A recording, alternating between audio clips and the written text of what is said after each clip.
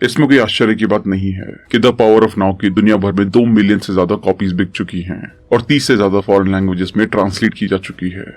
Simple principles और प्लैटिट्यूड से कहीं ज्यादा ये बुक रीडर्स को उनके सच्चे और गहरे खुद अपनी खोज के लिए और अपनी पर्सनल ग्रोथ और स्पिरिचुअलिटी के अल्टीमेट तक पहुंचने के लिए एक इंस्पायरिंग जर्नी पर ले जाती है। सच्चाई और रोशनी की खोज। अगर आपने अब तक हमारे चैनल को सब्सक्राइब नहीं किया तो इससे पहले कि आप वीडियो में खो जाएं, इमीडिएटली चैनल को सब्सक्राइब और वीडियो को लाइक भी कर दें। हमारे चैनल यूट्यूब के बेस्ट समरी चैनल में से एक है। हमारी वीडियोस कभी कभी थोड़ी लंबी हो सकती है क्योंकि हम बुक और वीडियो के कंटेंट पर कभी भी कॉम्प्रोमाइज नहीं करते, इसलिए वीडियो को एंड तक देखना जरूरी है। आज हम जिस किताब के बारे में बात करेंगे उसका नाम है the power of now, a guide to spiritual enlightenment, जिसे एकार्ट टोले ने लिखा है, जो कि एक स्पिरिचुअल टीचर और ऑथर हैं, जिन्हें द पावर ऑफ नाउ और अ न्यू अर्थ के ऑथर के रूप में जाना जाता है। वो एक चीज पर जोर देते हैं कि एक टाइम पर एक चीज और इस दौरान फोकस स्टेट के प्रति अवेयर रहने की इंपॉर्टेंस पर।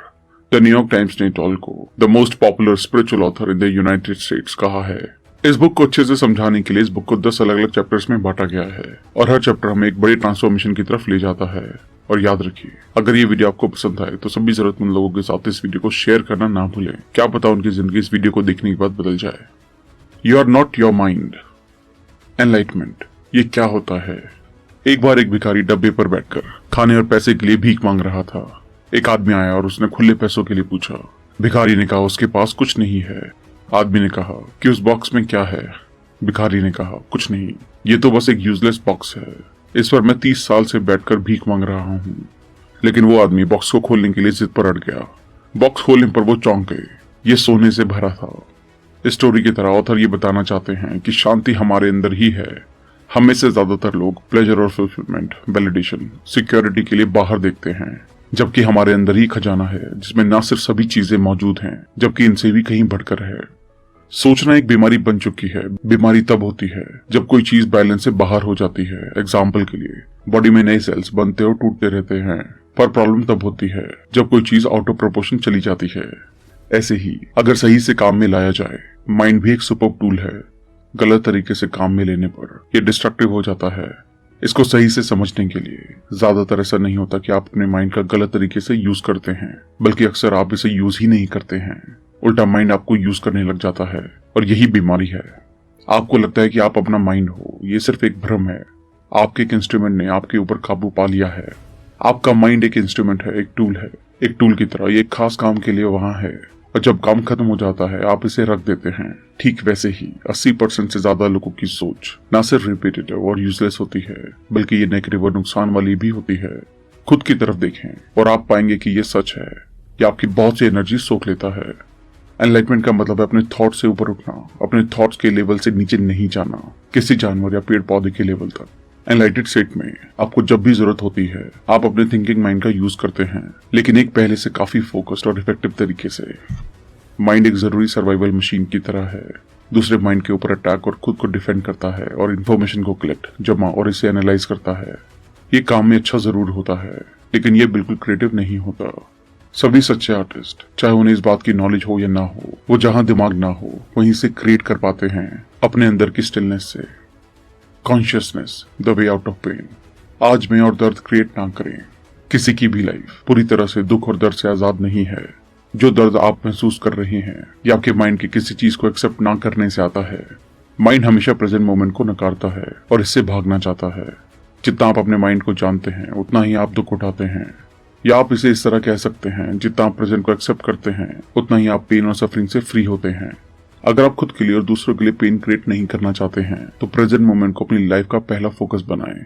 देखें कि किस तरह माइंड इसको लेबल करता है और किस तरह ये लेबलिंग काम करती है। ये कॉन्टिन्यूस जजमेंट पेन और अनहैप्पीनेस क्रिएट करती है। अपने माइंड के काम करने के तरीके को देखकर आप इसके रेसिस्टेंट पैटर्न से बाहर निकलते हैं। जो भी इमोशनल पेन आप एक्सपीरियंस करते हैं वो आपके अंदर एक बचा हुआ दर्द छोड़ जाता है जो आपके अंदर रहता है। ये दर्द आपके पास्ट की पेन के साथ जुड़ता है जो कि पहले से ही वहां था और आपके माइंड और बॉडी में जमा हो जाता है। इसमें वो इंक्लूड होता है जो आपका एज अ चाइल्ड हुआ था या अनकॉन्शियसली हुआ था। इस तरह ये सभी दर्द एक नेगेटिव एनर्जी होते हैं जो आपकी बॉडी और माइंड को ऑक्यूपाई कर लेते हैं और इस तरह हम खुद को एक पेन बॉडी में बदल लेते हैं। पेन बॉडी सरवाइव करना चाहती है हर उस चीज की तरह जो एग्जिस्ट करती है, और ये तभी सरवाइव कर सकती है जब ये आपको अनकॉन्शियसली इसके साथ जोड़ लेती है, और तब ये बढ़ सकती है, आपको टेक ओवर कर सकती है, आपकी खुद की जगह ले सकती है और आपके थ्रू जी सकती है। आप इसके लिए फूड की तरह होते हैं और ये उस हर तरह की एनर्जी के साथ फीड करेगा जो उसकी जैसी है।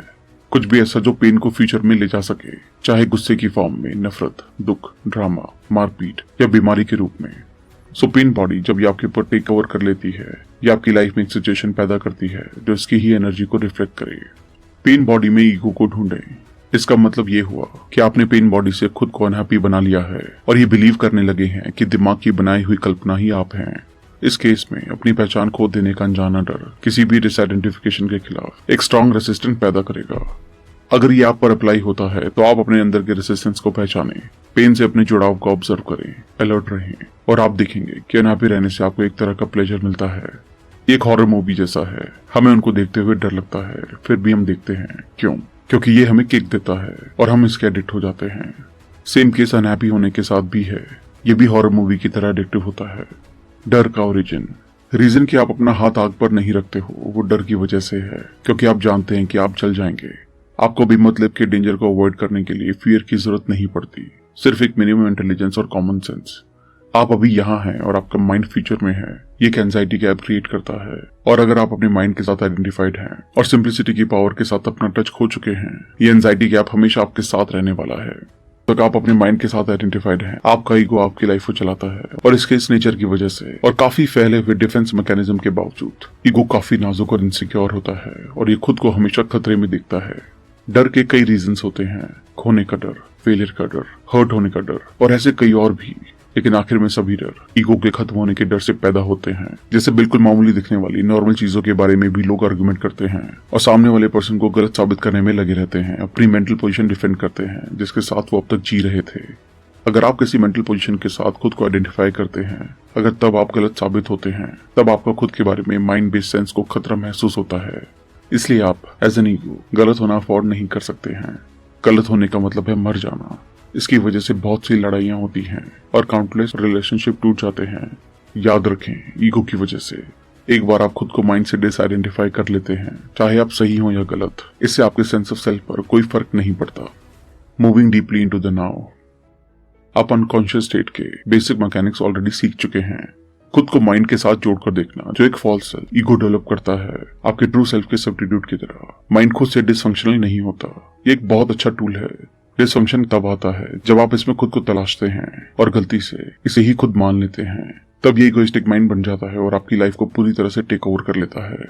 अपने माइंड के साथ आइडेंटिफाइड होना टाइम के जाल में फंसना है, अपनी मेमोरी और अंदाजे के जरिए जीने की मजबूरी। ये पास्ट और फ्यूचर के साथ कभी ना खत्म होने वाली चिंता को जन्म देता है, जिसे हम प्रेजेंट मोमेंट को ना तो एक्नॉलेज कर पाते हैं, ना ही उसको ऑनर कर पाते हैं। ये मजबूरी तब पैदा होती है क्योंकि पास्ट आपको एक आइडेंटिटी देता है और फ्यूचर आपको मुक्ति का, फुलफिलमेंट का प्रॉमिस करता है, चाहे जिस भी फॉर्म में हो। दोनों सिर्फ मोह माया है। The key to the spiritual dimension. कुछ लोग डेंजरस एक्टिविटीज में एंगेज होना पसंद करते हैं, जैसे माउंटेन क्लाइंबिंग, कार रेसिंग और कई और। शायद उनको पता ना हो, लेकिन इस तरह वो खुद को प्रेजेंट मोमेंट में रखते हैं। एक ऐसी स्टेट जिसमें वो टाइम से फ्री होते हैं, प्रॉब्लम से आजाद होते हैं, अपनी सोच से आजाद होते हैं और अपनी पर्सनालिटी का बर्डन नहीं उठाते रहते। एंशिएंट टाइम से सभी रिलीजन के स्पिरिचुअल मास्टर्स ने प्रेजेंट मोमेंट को स्पिरिचुअल डायमेंशन में जाने की कुंजी बताया है। बावजूद इसके ये आज तक एक सीक्रेट ही बना हुआ है। ज़ेन प्रैक्टिसेस का सार भी इसी में बताया गया है कि प्रेजेंट मोमेंट में रहना और इतना कंप्लीटली कि कोई प्रॉब्लम, कोई सफरिंग, कुछ भी आपको छू ना पाए। यहाँ एक एक्सपेरिमेंट है। अपनी खिड़की के बाहर किसी पेड़ की तरफ देखें जिसकी तरफ आप कई बार पहले देख चुके हैं। इसे लगातार देखते रहें। आप देखेंगे कि इस बार ये अलग है। बाहरी नजरिया ज्यादा नहीं बदला, पर इतना हुआ कि कलर्स थोड़े ज्यादा ब्राइटर और वाइब्रेंट लगेंगे, क्योंकि अब इसमें एक दूसरा नया डायमेंशन जुड़ चुका है जिसे समझाना मुश्किल है। आप एक मोमेंट के लिए टाइम से फ्री हो गए थे। आप प्रेजेंट मोमेंट में मूव हो गए थे, इसलिए आपने इसे माइंड की नजर से नहीं देखा। खुद में होने की अवेयरनेस आपके नजरिए का हिस्सा बन गई। टाइमलेस डायमेंशन के साथ एक अलग तरह की नॉलेज आती है, ऐसी जो स्पिरिट को खत्म नहीं करती, जो सब क्रिएचर और हर एक चीज में है। साइकोलॉजिकल टाइम को जाने दें। अपनी लाइफ के प्रैक्टिकल एस्पेक्ट में टाइम का यूज करें। हम इसे क्लॉक टाइम कह सकते हैं, लेकिन हमें इन प्रैक्टिकल मैटर्स के बीच तुरंत प्रेजेंट मोमेंट में चले जाना है। इस तरह से साइकोलॉजिकल टाइम बिल्ड नहीं हो पाएगा, जो कि पास्ट से जुड़ा है और लगातार फ्यूचर पर अपना असर डालता है। पास्ट में किसी को माफ ना कर पाना साइकोलॉजिकल टाइम के ऊपर जरूर बर्डन डालता है। एक एनलाइटेड पर्सन का मेन फोकस हमेशा प्रेजेंट मोमेंट पर होता है, लेकिन फिर भी वो स्थायी तौर पर ही टाइम से अवेयर होते हैं। दूसरे शब्दों में वो हमेशा क्लॉक टाइम का यूज करते रहते हैं, लेकिन साइकोलॉजिकल टाइम से भी फ्री रहते हैं। बात जब साइकोलॉजिकल टाइम से हुए पागलपन की आती है, अगर आप इसके कलेक्टिव रिजल्ट्स की तरफ देखें तो आपको कोई डाउट नहीं बचेगा कि साइकोलॉजिकल टाइम एक मेंटल डिजीज है। एग्जाम्पल के लिए वो पैदा होते हैं किसी विचारधारा के रूप में, जैसे कम्युनिज्म, सोशलिज्म या नेशनलिज्म या कोई रिलीजियस बिलीफ। माना जाता है कि फ्यूचर प्रेजेंट से बेहतर हो सकता है। ये सिर्फ एक इल्यूजन नहीं है। प्रेजेंट बहुत डरावना हो सकता है और फ्यूचर में चीजें बेहतर हो सकती हैं, जैसा कि अक्सर होता है। यूजुअली फ्यूचर पास्ट का रिफ्लेक्शन होता है।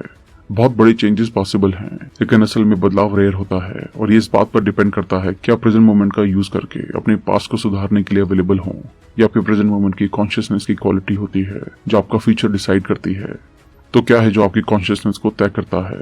आपके प्रेजेंस की डिग्री और उसकी इंटेंसिटी। इसको एक दूसरे एग्जाम्पल के साथ समझते हैं। कुछ मोटिवेशनल स्पीकर आपको अपनी स्पीच से मोटिवेट कर देते हैं।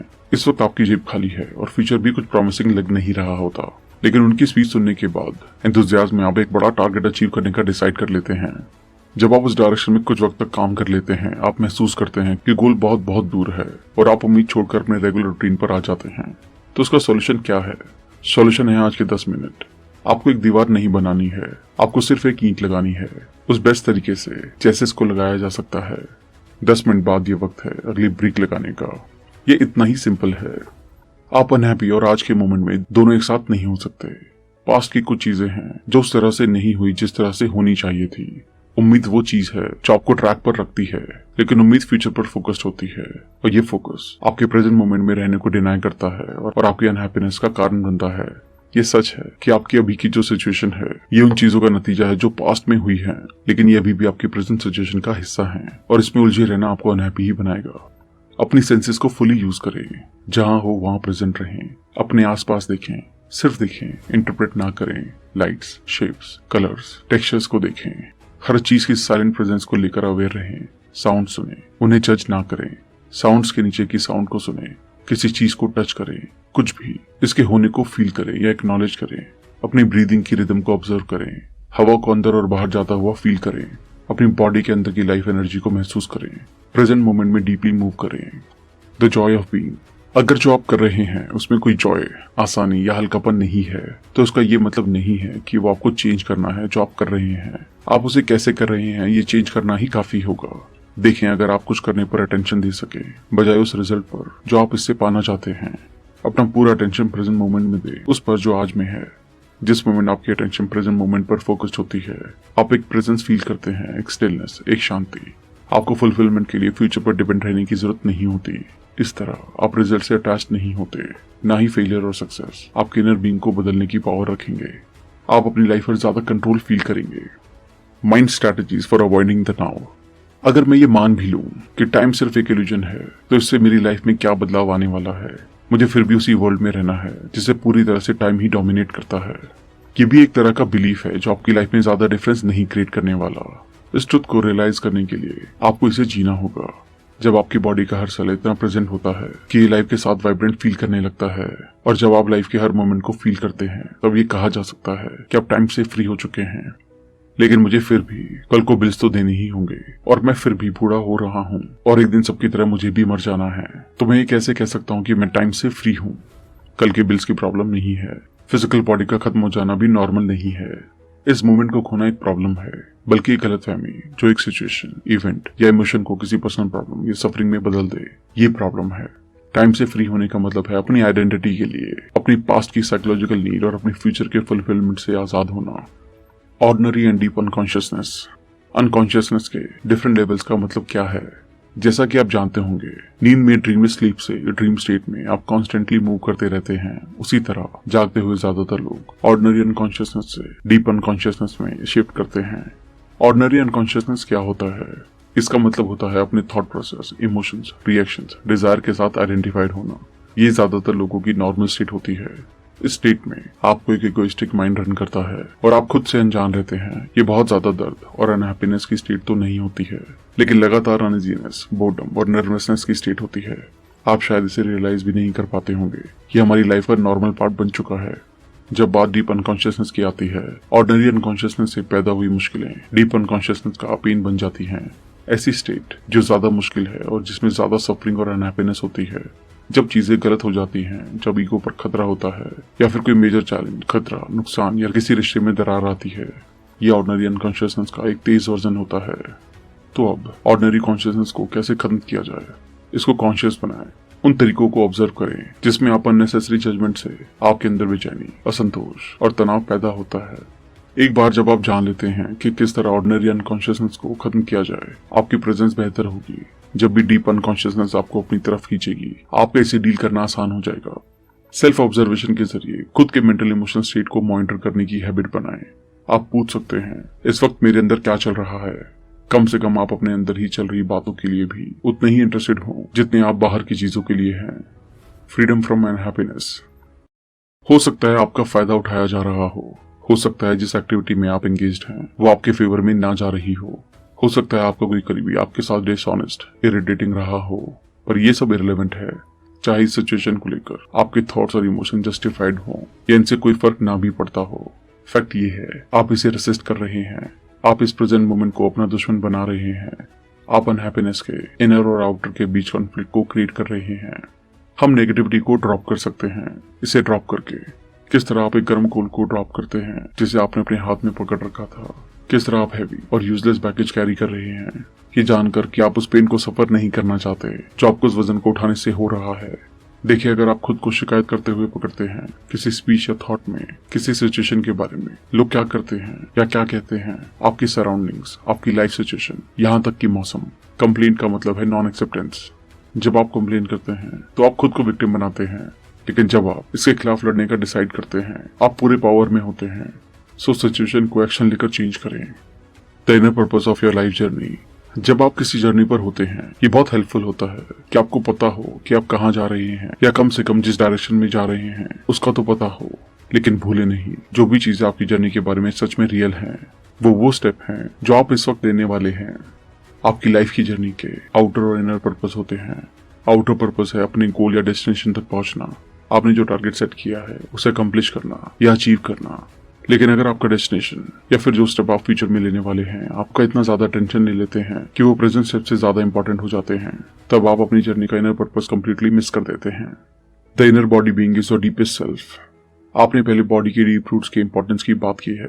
क्या आप समझा सकते हैं कि उस बात का क्या मतलब है? Look beyond words. मुझे पाप शब्द और ऐसे दूसरे शब्द पसंद नहीं है। इसका मतलब ये है कि मुझे जज किया जा रहा है और मुझे गिल्टी पाया जा रहा है। सदियों से कई लोग सिन यानी कि पाप शब्द और इनके जैसे वर्ड को गलत तरीके से समझते आए हैं। अगर आप इंटरप्रिटेशन के आगे नहीं देख सकते हैं और ये भी नहीं समझ सकते हैं कि ये शब्द किस रियलिटी की तरफ इशारा करते हैं, तो इनका यूज ना करें। शब्द हनी का मतलब सिर्फ हनी नहीं होता। आप इस पर स्टडी कर सकते हैं और घंटों बातें कर सकते हैं, लेकिन आप इसको तब तक नहीं जान पाएंगे जब तक आप इसे टेस्ट नहीं कर लेते। एक बार जब आप इसे टेस्ट कर लेते हैं तो ये शब्द आपके लिए कम इंपॉर्टेंट हो जाते हैं। आप इनसे अब ज्यादा अटैच नहीं फील करते। इसी तरह आप भगवान के बारे में पूरी जिंदगी सोच सकते हैं, बात कर सकते हैं, लेकिन इसका मतलब ये तो नहीं हुआ कि आप इस वर्ड की गहराई को जान गए हों। अपनी इनर बॉडी के साथ कनेक्ट करें, अपनी अटेंशन बॉडी की तरफ ले जाएं, इसे अंदर से फील करें। क्या ये जिंदा है? क्या आपके हाथ, आर्म्स, पैरों में जान है? क्या आप एक हल्की सी एनर्जी फील कर सकते हैं जो पूरे शरीर में बहती है और शरीर के हर हिस्से में और सेल में जान भरती है? क्या आप फील कर सकते हैं कि ये एक ही एनर्जी आपके पूरे शरीर में बहती है? अपनी इनर बॉडी पर कुछ वक्त के लिए फोकस करते रहें। इसके बारे में सोचना चालू ना कर दें, सिर्फ इसे फील करें। जितना अटेंशन आप इसे देते हैं उतना ही ये फीलिंग क्लियर और मजबूत होती जाएगी। आप हर एक सेल को और ज्यादा महसूस कर पाएंगे, और अगर आपकी विजुअल सेंस अच्छी है आप अपनी बॉडी को ज्यादा चमकता हुआ पाएंगे। हालांकि ये इमेज ज्यादा वक्त के लिए नहीं रहती, इसलिए आप किसी इमेज की बजाय उस फीलिंग पर ध्यान दें। शरीर पर उपदेश। जब बात बॉडी की आती है तो ये एक बीमारियों, ढलती उम्र और मौत का पात्र है, जो कि अटल सत्य नहीं है, जो कि आप नहीं हैं। अपनी इनर बॉडी से हमेशा जुड़े होने की स्टेट में आने की है कि इसे हमेशा फील किया जाए। ये आपकी लाइफ को गहराई देगा और इसे बदल देगा। हायर एनर्जी लेवल पर नेगेटिविटी आपको इफेक्ट नहीं कर सकती, और आप ऐसे मौके अट्रैक्ट करेंगे जो हाई लेवल एनर्जी जितनी फ्रीक्वेंसी के हों। अगर आप जितना ज्यादा हो सके उतनी अटेंशन अपनी बॉडी में रखते हैं, ये आपको प्रेजेंट मोमेंट में ले जाएगी। आप अपनी बाहरी दुनिया में नहीं हारेंगे और ना ही आपके अंदर की दुनिया में। थॉट्स और इमोशंस, डर और डिजायर्स फिर भी कुछ हद तक वही होंगे, लेकिन वो आप पर काबू नहीं पा सकेंगे। इसके और फायदे भी हैं, जैसे साइंटिस्ट ने भी प्रूव किया है, जैसे एजिंग प्रोसेस को स्लो करना और इम्यून सिस्टम को मजबूत करना। सांस को शरीर में ले जाने दें। कभी ध्यान दिया है जब आपका माइंड काफी एक्टिव होता है ये कैसा मोमेंटम ग्रहण कर लेता है कि आपको इसके अलावा किसी और चीज पर ध्यान देना और अपनी इनर बॉडी को फील करना संभव लगता है।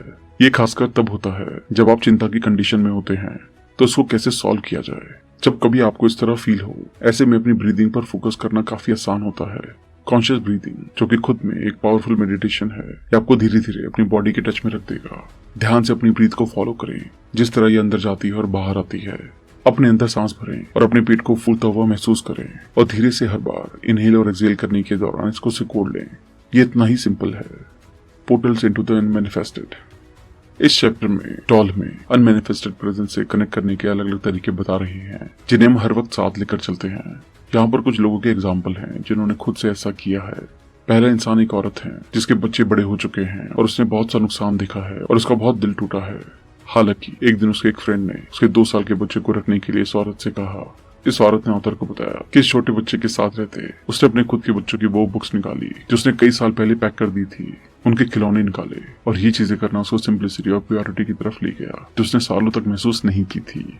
दूसरा इंसान एक रिटायर्ड आदमी है जिसे वायलिन चलाने के आर्ट में अच्छी पकड़ थी। उसने हाल ही में अपना पहला इंस्ट्रूमेंट कंप्लीट किया और जिस तरह वो इसे डिस्क्राइब करते वक्त फोकस और जॉय से भरा हुआ था, उसे सुनकर ही ऑथर को उस मोमेंट का अंदाजा हुआ जिसमें वो इंसान था। कुछ मोमेंट जो हम यूज कर सकते हैं, बॉडी के अंदर गहराई तक जाना। ऑथर हमें इनर एनर्जी के लिए एक बार में 10 से 15 मिनट प्रेजेंट रहने को सजेस्ट करते हैं। वो कहते हैं कि जैसे हम बाहरी दुनिया से अलग अपना ध्यान ले जाते हैं और अपने अंदर की एनर्जी को फील करने का डिसिप्लिन डेवलप कर लेते हैं, हम ची को फील करने का दरवाजा खोल देते हैं। ड्रीमलेस स्लीप, बिना सपने की नींद।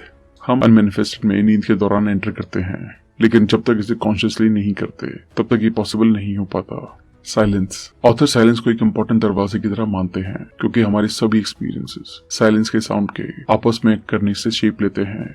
वो रिकमेंड करते हैं कि हम साइलेंस के बीच के साउंड को खास अटेंशन दें। Enlightened relationships. हमारे रिलेशनशिप हमें खुद को दुखी रखने का एक जरिया है। हमारे कल्चर में हमें लगातार ऐसे मैसेजेस से बॉम्बार्ड किया जाता है जैसे अच्छी रिलेशनशिप हमारा हक है, खासकर रोमांटिक रिलेशनशिप, और ये भी कि उनके बिना हम कभी खुश नहीं रह सकते। इसमें कोई हैरानी वाली बात नहीं है कि किस तरह हम रिलेशनशिप को अलाउ करते हैं कि वो हमें प्रेजेंट मोमेंट से दूर ले जाए और हम पास्ट और फ्यूचर की चिंता में उलझे रहे हैं। आप जहां भी हैं वहां से आज में एंटर करें। लोग सोचते हैं कि रिलेशनशिप कोई ऐसी चीज है, कोई ऐसा फ्यूचर एक्सपीरियंस है जो उन्हें बचा लेगा। खासकर रोमांटिक रिलेशनशिप। हो सकता है ये हमारे साथ भी हुआ हो, यहाँ तक कि हमने भी ये कभी न कभी सोचा ही है कि कोई फ्यूचर में हमारी लाइफ में आएगा और हमारी सब प्रॉब्लम सॉल्व कर देगा। ट्रू सेल्वेशन यानी कि सच्चा मोक्ष फ्रीडम की वो स्टेट है जो अभाव और डर की सोच से आती है। ऐसा कुछ भी नहीं है जिसे पाकर या एक्सपीरियंस करके हम इस फ्रीडम के करीब भी जा सकें। Love hate relationships.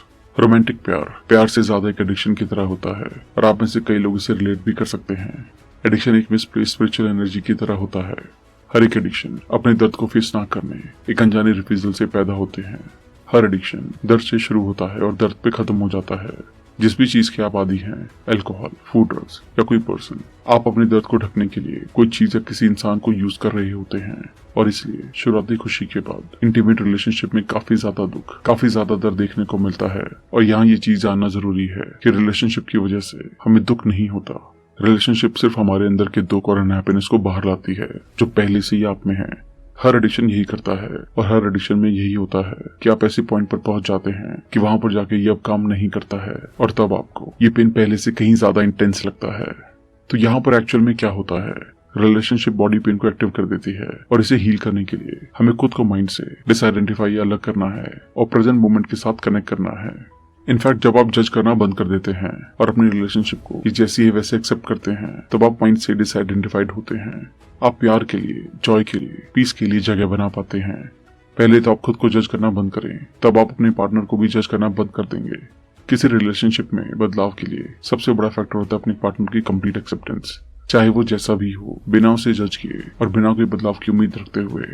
अगर आपका पार्टनर अभी भी माइंड और पेन बॉडी के साथ आइडेंटिफाइड है जबकि आप फ्री हो चुके हैं, ये बड़े चैलेंजेस खड़े करेगा, आपके लिए नहीं बल्कि आपके पार्टनर के लिए। क्योंकि एक एनलाइटेड पर्सन के साथ रहना मुश्किल होता है या फिर ये इतना आसान हो जाता है कि आपका ईगो इसे एक खतरा मान लेता है। याद रखें कि ईगो को प्रॉब्लम, लड़ाई और दुश्मनों की जरूरत होती है खुद को सबसे अलग दिखाने के लिए, और इन्हीं पर इसकी आइडेंटिटी डिपेंड होती है। एज अ जनरल रूल, आदमियों के लिए थिंकिंग माइंड होना सबसे बड़ी रुकावट है और औरतों के लिए पेन बॉडी होना सबसे बड़ी रुकावट है। हालांकि कुछ निश्चित केस में इसका उल्टा भी सच हो सकता है। अपने अंदर के रिलेशनशिप को गिव अप करें। जब आप अपने सेल्फ को प्रेजेंट मोमेंट के साथ कनेक्ट कर पाते हैं तो हम अपोजिट जेंडर की जरूरत से ऊपर उठ पाने की कैपेसिटी विकसित कर पाते हैं। हमें जिस चीज की जरूरत है वो है खुद में होना। अगर आप खुद के साथ होना मुश्किल पाते हैं जब आप अकेले होते हैं, आप अपनी इस मुश्किल को कवर करने के लिए रिलेशनशिप ढूंढने लगते हैं।